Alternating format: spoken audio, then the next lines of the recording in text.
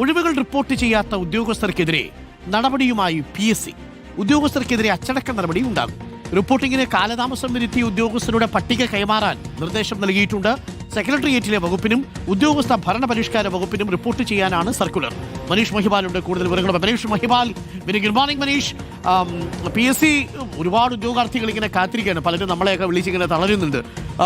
നല്ല റാങ്കൊക്കെ കിട്ടിയിട്ട് നിയമനം കാത്ത് ഇങ്ങനെ ഇരിക്കുമ്പം ഗണപതിയുടെ കല്യാണം പോലെ നാളെ എന്ന വട്ടിലാണ് കാര്യങ്ങളുടെ പോക്ക്. അപ്പോൾ ഒഴിവുകൾ റിപ്പോർട്ട് ചെയ്യാത്ത ഉദ്യോഗസ്ഥർക്കെതിരെ കർശന നടപടി വരികയാണോ?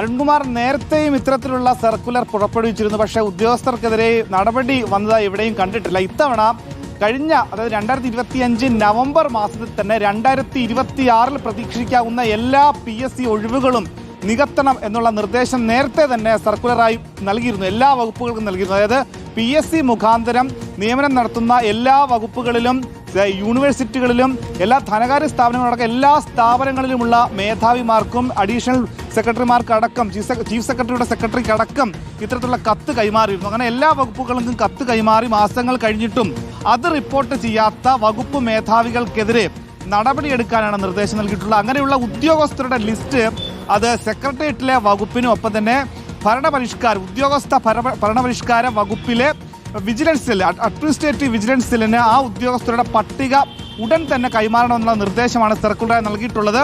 ഈ ഉദ്യോഗസ്ഥരുടെ സ്ഥാനക്കയറ്റം, സ്ഥലം മാറ്റമായി ഒക്കെ തന്നെ ബന്ധപ്പെട്ട് പലരും പല വകുപ്പിലും ഇതിനോടകം തന്നെ PSCയുടെ നിയമനം അല്ലെങ്കിൽ ആ ഒഴിവുകൾ പലതും നികത്തിയിട്ടില്ല എന്നാണ് ലഭിക്കുന്ന വിവരം. അങ്ങനെയെങ്കിൽ ആ ഉദ്യോഗസ്ഥരുടെ പട്ടിക അവിടേക്ക് ലഭിച്ചാൽ അത് വിജിലൻസ് പരിശോധിച്ച് നടപടിയിലേക്ക് എടുക്കും. ഒപ്പം തന്നെ ഈ വകുപ്പ് തലത്തിലൊക്കെ തന്നെ തസ്തിക മാറ്റവുമായി ബന്ധപ്പെട്ട തസ്തികയിലേക്ക് മാറ്റപ്പെട്ട തസ്തികയിൽ വീണ്ടും ആ ഒഴിവുകൾ നികത്തിയിട്ടില്ലെങ്കിൽ അത്തരം ഒഴിവുകൾ കൂടി റിപ്പോർട്ട് ചെയ്യാൻ ആവശ്യപ്പെട്ടിട്ടുണ്ട്. നേരത്തെ തന്നെ ഈ PSC റാങ്ക് ലിസ്റ്റ് നിലനിൽക്കെ പലരെയും നിലവിൽ ദിവസവേതനത്തിലും കരാറടിസ്ഥാനത്തിലുമുള്ള ജീവനക്കാരെ പലരെയും ഈ 10 വർഷത്തിനിടയിൽ സ്ഥിരപ്പെടുത്തുന്നു എന്ന വലിയ പരാതിയും ആക്ഷേപവും വന്നിരുന്നു. കഴിഞ്ഞ ദിവസം തന്നെ സഹകരണ വകുപ്പിലെ പല സ്ഥാപനങ്ങളിലേക്കും നിയമനങ്ങൾ നടത്തും. പക്ഷേ അവിടെ PSC മുഖാന്തരമല്ല, ഒരു പ്രത്യേക ബോർഡ് വഴിയാണ് സഹകരണ വകുപ്പിലെ സ്ഥാപനങ്ങളിലേക്ക് എടുക്കുന്നത്. പക്ഷേ PSC മുഖാന്തരം അത്തരം ആരോപണങ്ങൾ വരുന്ന സ്ഥിതിക്ക് ഇങ്ങനെ പരീക്ഷ എഴുതി പട്ടിക വന്ന് കാത്തു നിൽക്കുന്ന ഉദ്യോഗാർത്ഥികൾ നിലനിൽക്കെ അതിനെ അട്ടിമറിച്ചുകൊണ്ടുള്ള നീക്കം നടത്താതിരിക്കാനാണ് നിലവിൽ